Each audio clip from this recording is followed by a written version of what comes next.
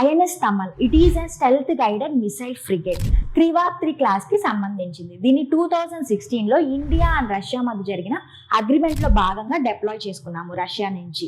First INS తుషిల్ని deploy చేసుకున్నాము, తర్వాత INS తమల్ని deploy చేసుకున్నాము. దీన్ని రష్యాలో ఎవరు డెవలప్ చేస్తారు? యాంతర్ షిప్ యార్డ్ లిమిటెడ్ వాళ్ళు దీన్ని డెవలప్ చేశారు.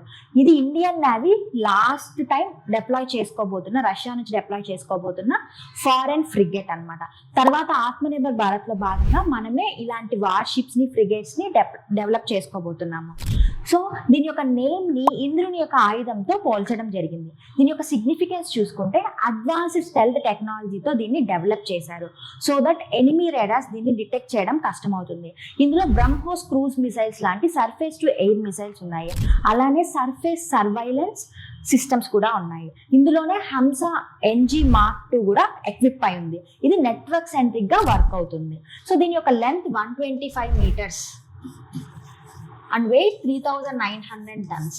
అండ్ ఇది రేంజ్ వచ్చేసి 3000 kilometers వరకు ఉంటుంది with speed of 30 knots. So ఇవి దీని యొక్క ఐఎన్ఎస్ తమల్ యొక్క సిగ్నిఫికెన్స్.